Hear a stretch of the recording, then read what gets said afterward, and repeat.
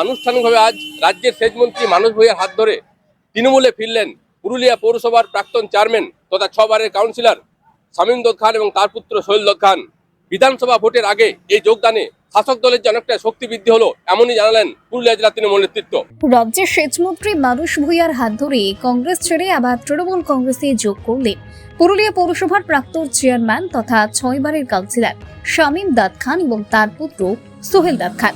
আনুষ্ঠানিকভাবেই আজ জেলা তৃণমূল কার্যালয়ে সেচমন্ত্রী মানস ভূঁইয়ার হাত থেকে তৃণমূলের পতাকা ধরে আবার তৃণমূল কংগ্রেসে যোগ দিলেন তারা। যোগদান কর্মসূচিতে উপস্থিত ছিলেন জেলা তৃণমূলের চেয়ারম্যান শান্তিরাম মাহাতো, তৃণমূল কংগ্রেস জেলা সভাপতি রাজীব লোচন সোরেন, পুরুলিয়া জেলা পরিষদের সভাধিপতি নিবেদিতা মাহাতো সহ নানা নেতৃত্ব। বিধানসভা নির্বাচনের আগে এই যোগদানের ফলে পুরুলিয়া শহর সহ পুরুলিয়া বিধানসভায় তৃণমূল কংগ্রেসের শক্তি বৃদ্ধি হল বলে জানালেন তৃণমূল কংগ্রেস নেতৃত্ব। যদিও এই যোগদানকে ঘিরে প্রকাশ্যে চলে এসেছে তৃণমূলের গোষ্ঠী কোন্দল। প্রকাশ্যে দলের বিরোধিতা করারও হুঁশিয়ারি দিয়েছেন তৃণমূলের কাউন্সিলররা। বিক্ষুব্ধ কাউন্সিলররা জানান, তৃণমূল ত্যাগ করে দলে বিরোধিতা করেছিলেন যারা, তাদেরই আবার তৃণমূলে নেওয়া হচ্ছে। আজকের যোগদানের প্রতিবাদ জানিয়ে আগামী দিনে মিলিতভাবে পদক্ষেপ নেবার হুঁশিয়ারি দিয়েছেন কাউন্সিলররা। যদিও বিষয়টি নিয়ে মানস ভূঁইয়া সাংবাদিকদের জানান, ব্যক্তিগত কে কি বলছেন, কে কি মত প্রকাশ করছেন জানি না, যা হয়েছে দলের সিদ্ধান্তে, দলের নির্দেশে হয়েছে। আমি পুরুলিয়ার মানুষ, আমি পুরুলিয়াকে ভালোবাসি এবং পুরুলিয়া মানুষের সঙ্গে ছিলাম, পুরুলিয়ার মানুষের সঙ্গে থাকবো এবং পুরুলিয়ার উন্নয়নের জন্য আবার আমি নিজেকে নিয়োজিত করব। আমি সবাইকার জন্য আমি কাজ করি, আমি সবাইকার জন্য কাজ করব এবং আমার পুরুলিয়াতে যে 9টা সিট আছে, এই 9টা সিটে আমরা যাই, আমরা নিজেদের সিটকে জেতাবার চেষ্টা করবো। শুভ মুহূর্ত। আজকে যত দিন যাচ্ছে হিন্দু মুসলমান সবাই হাতে হাত মিলিয়ে বুঝতে পারছে এই দেশে, এই রাজ্যে মমতা ব্যানার্জি ছাড়া আর কোনো পথ নেই।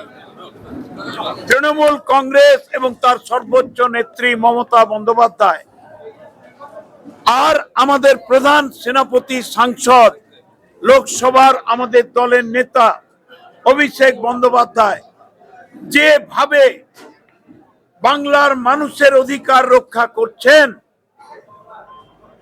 এসআইআর এর চক্রান্তকে রুখে দিতে যে সংগ্রামে মাঠে নেমেছেন, হিন্দু মুসলমান সবাই মিলে হাতে হাত ধরে আমরা পথে নেমেছি। শামীম সাহেব ওটা অনুভব করেছেন, তাই ভালোবাসা দিয়ে তিনি আমাদের দিকে হাত বাড়িয়েছেন, আমরা তাকে বুকে ধরে নিয়েছি। সোহেল ভাই এসেছেন, আজকের দিনটা অত্যন্ত শুভ। এই বার্তা যাক পুরুলিয়ার জেলার মাটি থেকে, এই বাংলায় হিন্দু মুসলমানকে কেউ আলাদা করতে পারবে না, এই রাজ্যকে, এই দেশকে কেউ ধর্মের ভিত্তিতে বাটোয়ারা করতে পারবে না। মমতা ব্যানার্জি ছিলেন, আছেন, থাকবেন, শুধু বাংলায় নয়, তিনি ভারতবর্ষের নেতৃত্ব দেবেন আগামী দিনে এই দেশকে রক্ষা করতে, ধর্ম নিরপেক্ষতাকে রক্ষা করতে।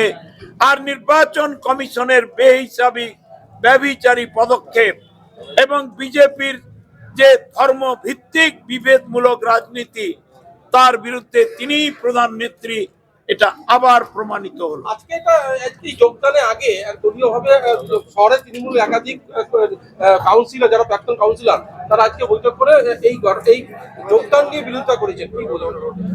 দেখুন, কে কি করছেন না করছেন জানি না, ব্যক্তিগত কে কি মত প্রকাশ করেছে জানি না, এটা দলের সিদ্ধান্ত, দলের নির্দেশ।